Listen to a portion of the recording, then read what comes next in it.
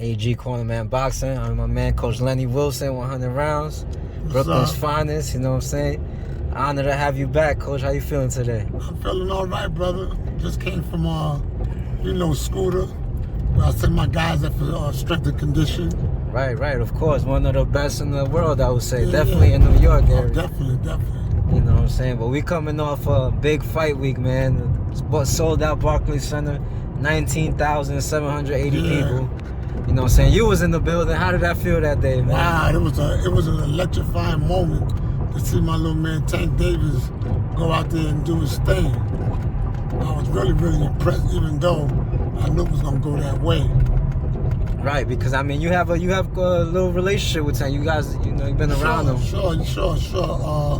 I became familiar with Tank, not only just through his stardom, but because of Richardson Hitchens. And, we all got together, and I had the pleasure and the opportunity to work with him a little bit when he was in New York.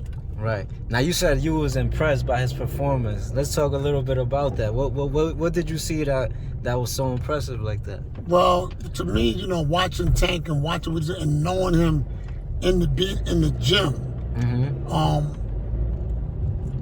a lot of people didn't know that Tank had good footwork. Right. I've watched him in the gym and I seen him move. And he kind of reminded me of Willie Pep. Wow. Right, in the fight with Rolly Romero. Because he used his footwork. And a lot of people don't know that footwork is also a form of defense.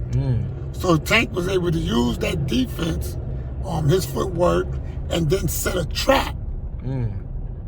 I mean, you clearly could see that it was a trap because of the position that Tank was in. So, to me, he drew Rolly Romero towards him through his footwork. And he was able to set that trap and knock him out. Right. And this trap, you think this was his game plan from the beginning? He's something he executed. It wasn't just that happened at random? Or? I think it was a moment in the fight where he just started realizing what Rolly was doing. Okay.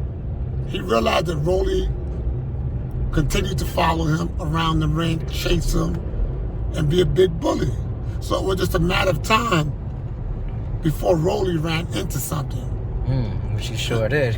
He definitely did. Right. And when I look at Tank's fight, Tank reminds me of a little Henry Armstrong.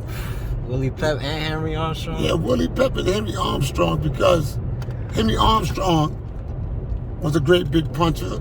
Or should I say, I'm not going to say great big puncher, but his Tank's height.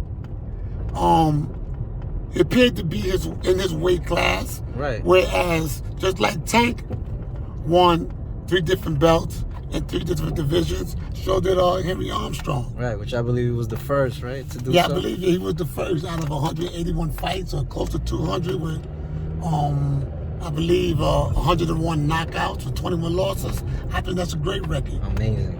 An all-time great, for sure. Right, so no doubt. So yeah, Tank was able to get the public what they wanted to see. He was able to show Rolly Romero that he was at a different level, on a different level. Right. And I don't think people get rematches when they get knocked out. Right. And there's a quote flowing around from Tank where he supposedly said that. Really? Where if you got knocked out like that, I don't think you deserve a rematch.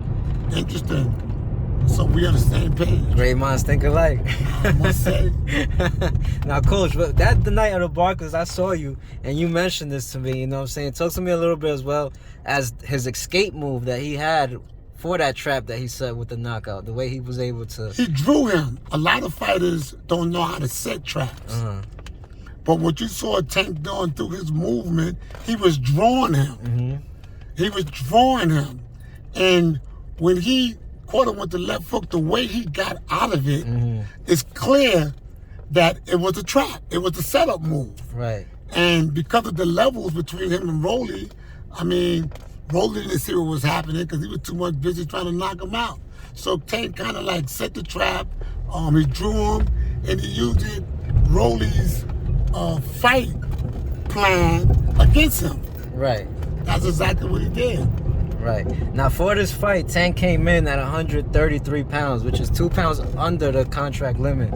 You know, I interviewed his coach. He said that he could still make a 130. That was his message. What's your reaction to him coming in 2 pounds under?